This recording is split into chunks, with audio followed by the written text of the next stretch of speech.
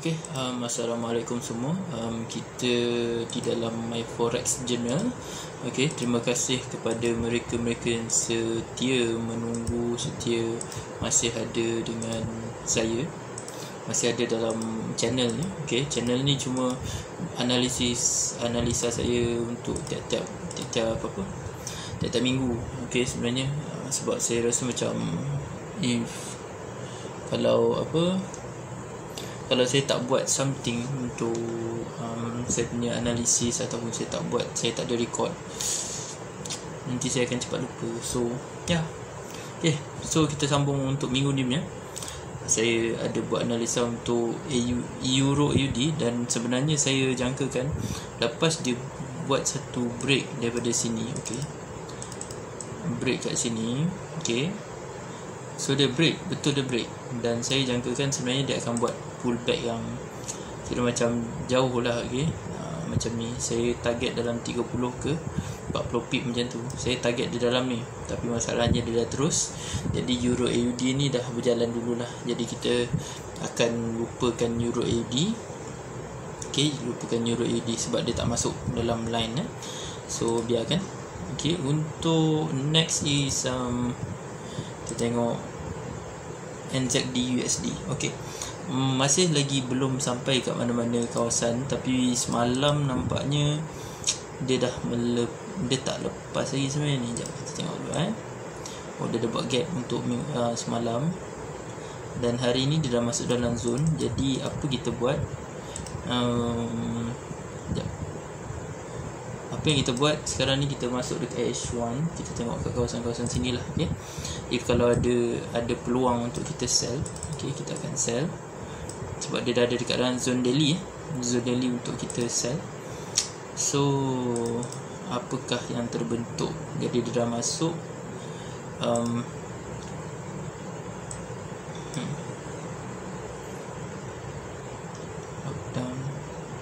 Okay, kalau saya nak masuk sell, saya akan tunggu dia break dulu kawasan ni. Jadi saya jangkakan dia akan, kalau dia break macam ni, okay, dia akan masuk balik. Tapi kalau ini masih lagi jauh lagi daripada dia punya kawasan, so mungkin juga sebenarnya dia boleh buat macam ni. Dia buat macam ni, dia ada potensi sebenarnya untuk, saya tengok dulu, bagi saya tengok sekejap.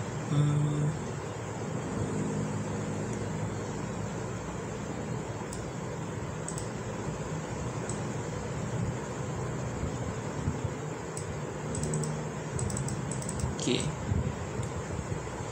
yes, dia ada potensi untuk dia sampai kat sini sebelum dia pull back balik. Saya akan tengok dulu. Kalau dia keep on terus ke atas, baru saya akan cari peluang, okay. Tapi ini antara tempat-tempat yang kita boleh sell lah, okay.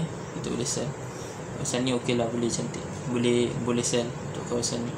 Tapi kena tengok dulu. Saya rasa malam ni pun tak sampai lagi, okay, malam tak sampai lagi. Pandai kata dia masuk pun 30 pip ke 40 pip.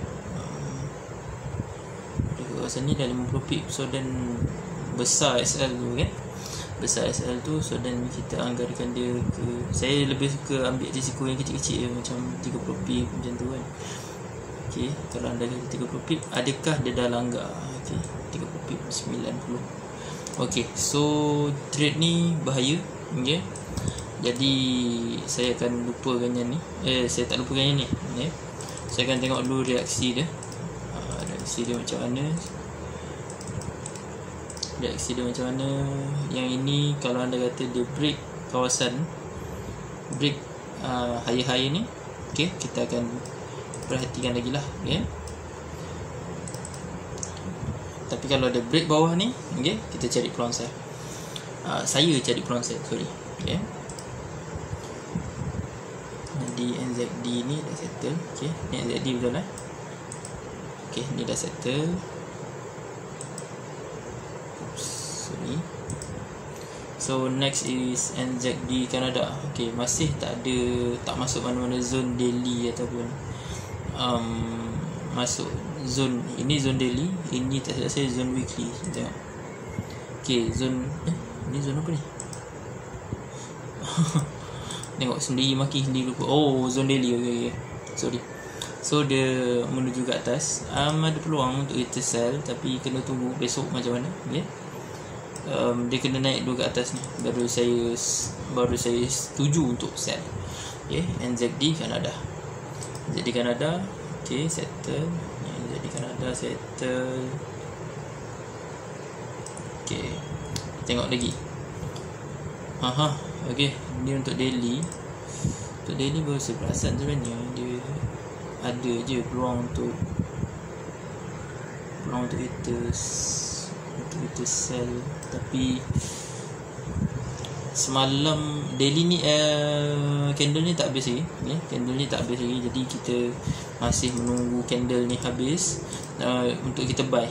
Okay, andai kata candle menutup kawasan daily 2 hari lepas, tak, hari Jumaat lepas, kita akan sell. Okay, kita akan sell, kita akan buy. Okay, buy pun tak lama lah, tak jauh. Jadi peluang-peluang lah. Okay, fresh lagi.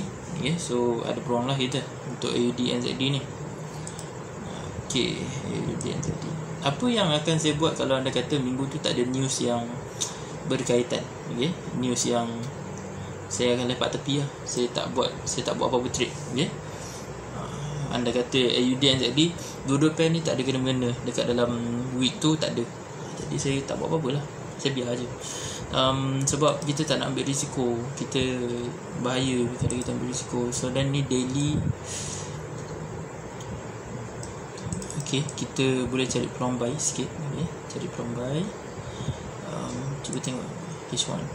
Okay, H1 nampak jelas dia tengah menuju ke dalam. So dan kita tengok besok apa yang jadi. Jadi ni antara trade yang kita boleh perhatikan lah. Okay, ni kita tunggu dulu dia masuk dalam ni untuk dia buat something lah. Okay, tunggu dia masuk dalam zone baru kita boleh fikir. Right, itu Euro NZD. Euro NZD settle. Okay, USD Kanada. Okay, see, dia dah break. Okay, kawasan ni dia dah break semalam, petang tadi. 1, 2, 3, 4, 5, 6, 7, 8 jam lepas, which is pukul 6.3, pukul 2 tadi. Okay, pukul 2 tadi, maybe lah dalam around pukul 2 tadi. Jadi nampaknya dia tak masuk dalam kawasan. Okay, dia tak masuk dalam kawasan, dia tinggalkan beberapa pip ya. Okay, dekat sini sebenarnya cantik, kawasan-kawasan sini 30-40 pip. Okay, okay, saya akan buat macam ni, 30 pips, which is 90, 30, 90 pun dah lepas. Okay, sekejap, saya kena perhati betul. Kalau tak, macam mana nak buat kan? Dekat kawasan sini kadang-kadang kita target dia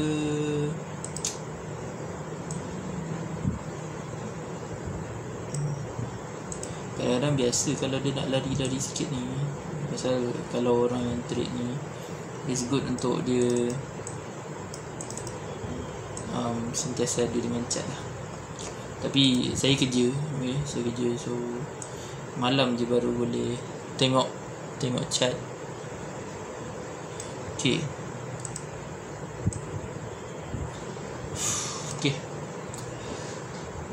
jangkaan saya USD Kanada ni dah berjalan dah. Okay, dah berjalan. So dan saya akan tinggalkan trade ni. Jangan ambil lagi. Okay, tak apa, USD Kanada kita tak nak tengok lagi. Dia dah berjalan Dah berjalan, saya tak ambil. Biasanya saya target dalam 1/3, 1/4 macam tu. Saya tak ambil banyak.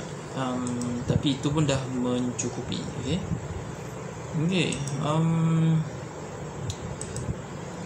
USD ada chance lagi untuk kita sell. Tunggu dia masuk dalam kawasan dulu. dia cecah je, kita terus marking dulu, high low low, lepas tu kita cari low lah. Okay, ni masih ada peluang lagi. Okay, masih ada peluang lagi. So okay, ni kita dah terlepas trade ni, trade yang atas ni dah terlepas, bukan terlepas, saya rasa saya dah ambil dah, minggu lepas saya dah ambil dah. So dia bagi peluang lagi. Ni setup daily. Okay, setup daily. So yeah,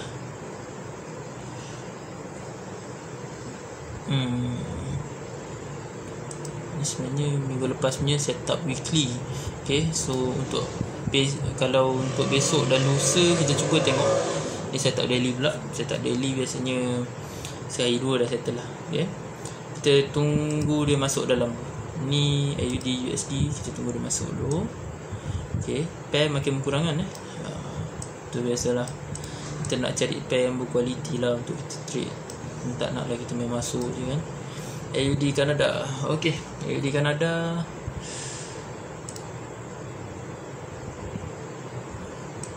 dia dah masuk, dia dah jalan. Okay, tak ada apa yang kita nak cari lagi kat sini nampaknya. Oh okay, tak sorry, ada untuk daily kita ada. Ni kita buang everything.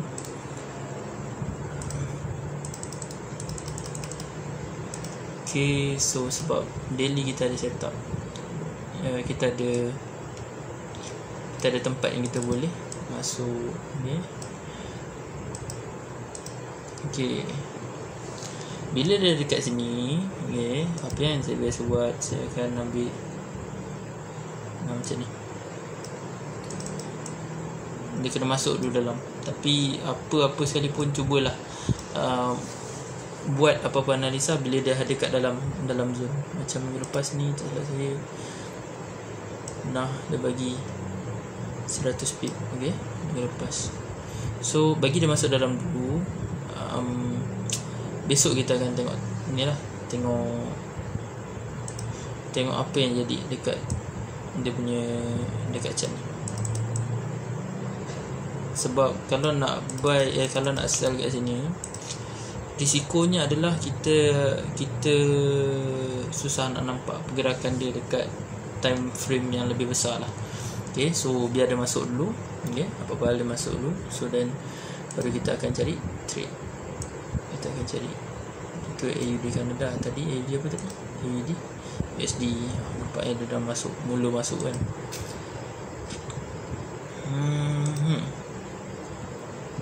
Alright. Dia dah masuk ke dalam zone. Ni zone apa ni? Ni zone apa kan? Kita tak pernah buat kan. Dia dah masuk kat zone weekly. Okay, bila masuk zone weekly, tengok kat daily apa yang ada.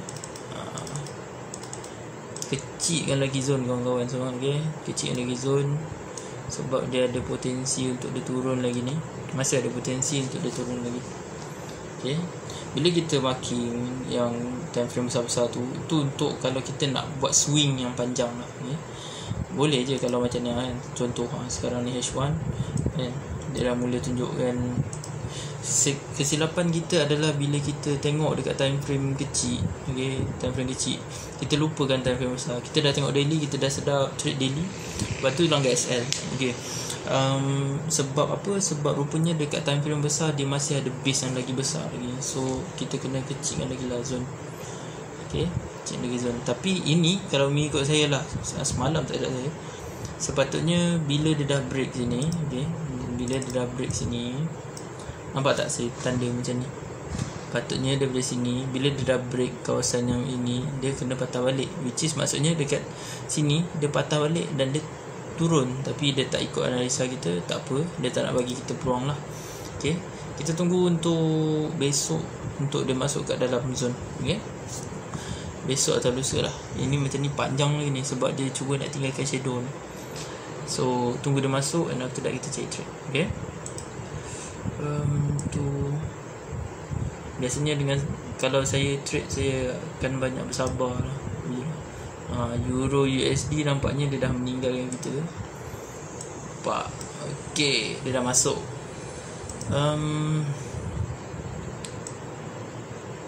Ini trade untuk besok ni. Okay, Tunggu dia break dulu bawah ni. Okay. Tunggu dia trade bawah ni. After that dia buat satu lagi ke atas, baru kita boleh buy. Okay, buy pun boleh tahan juga ni kalau anda kata betul.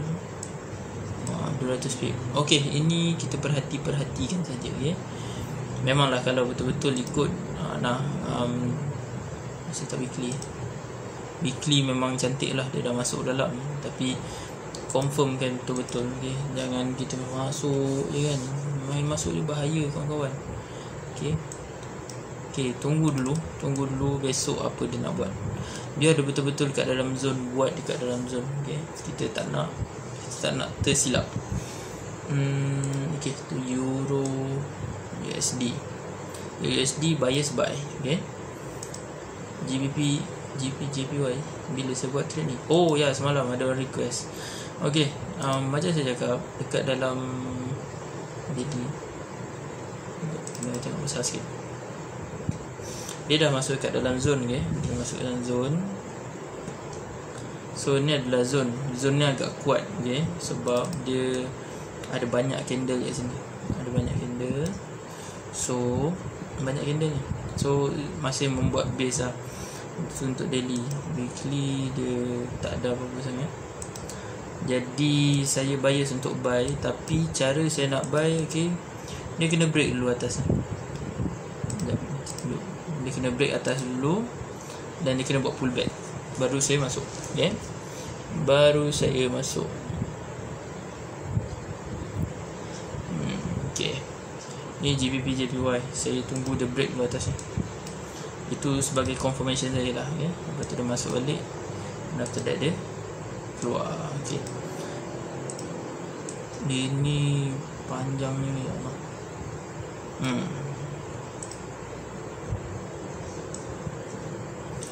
Cantik-cantik je guys. Okay, ini boleh lah kalau nak standby untuk buy. Tapi janganlah buy sekarang. Okay, tak confirm jangan. Okay, kalau tak dapat masuk tak apa. Okay, JPY. Thank you lah pada Hanif yang minta saya buat analisis untuk GBP JPY alang-alang tu. Okay, alright. Okay, untuk ni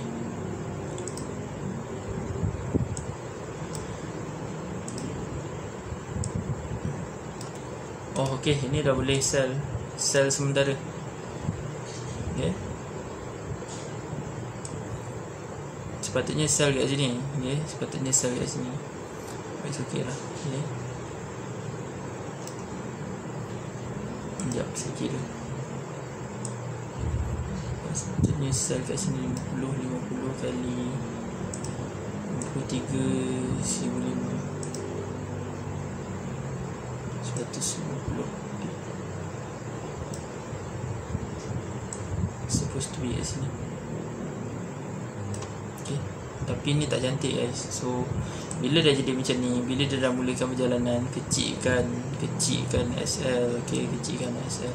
Tapi tengoklah, ini satu broker, salah satu broker yang mempunyai spread yang masalah untuk gold. So bahaya. Okay, dia ambil je sikit-sikit. Sudahlah, saya letak 40 pip. Okay, 40 pip 40 pip boleh lah ambil 80 pip macam tu. Okay, ni untuk gold. Ini sementara sebab saya masih ada target yang lagi tinggi lagi untuk gold. Okay, gold masih ada tinggi. Dan biasanya saya tak trade gold.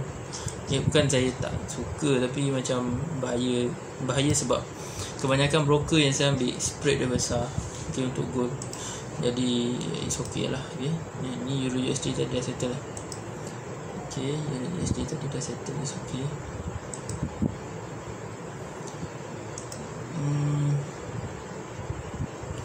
Ini pun satu contoh lah ni. Sepatutnya saya dah sell tadi. Sell pula, buy tadi. So then dia dah mulakan perjalanan, tak ada rezeki. So then GBP USD is okay. Pukul apa tadi? 1, 2, 3, 4, 5. Pukul 5 9, 10, 9, 8, 7, 6. Pukul 6 tadi dia dah gerak. Okay, So tak berkesempatan. Ni seperti yang saya tanda lah. Okay,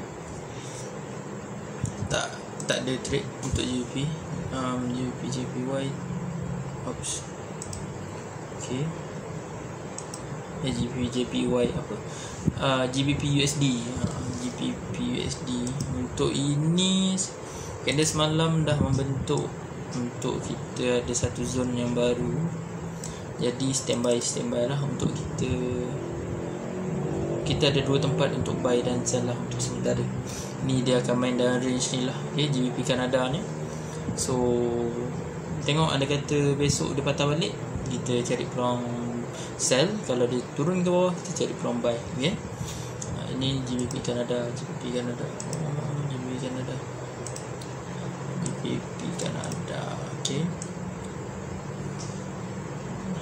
Okay, and after that kita ada GBP AUD pun menuju ke kawasan. Okay, tapi dia tak ada buat apa-apa zone. So kita tunggu je dulu dia masuk besok lusa macam tu lah. Ni biasanya macam ni, besok atau lusa sama masuk lah. Okay, GBP Kanada buyers untuk buy. Oh, okay, Euro GBP ada peluang untuk kita cari buy. Okay, okay, right. Saya perlukan dia untuk buat satu lagi pecahan, satu lagi. Okay, naik lagi dan turun lagi. Ini biasanya setup macam ni.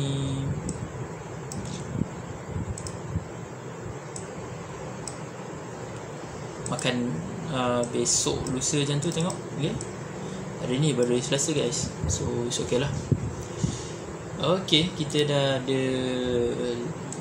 dah kurangkan beberapa pair. Okay, yang dah bergerak dia akan bergerak 1, 2, 3, 4, 5, 6, 7, 8, 9, 10, 11, 12, 13. Ada 13 pair. Okay, untuk anda semua fikirkan, tengok teknikal anda sendiri, siapa yang guna BBMA, siapa yang guna Elliott Wave, siapa yang guna gun. Okay, siapa yang guna apa lagi teknik yang ada, price action. Gunakan sebaik mungkin lah. Thank you very much. Okay, teruskan subscribe, panggil kawan-kawan untuk subscribe dan bantulah. Okay, anda semua boleh membantu dengan subscribe saya lah. Saya tak minta bayaran apa-apa. Okay, thank you very much. Ini my Forex.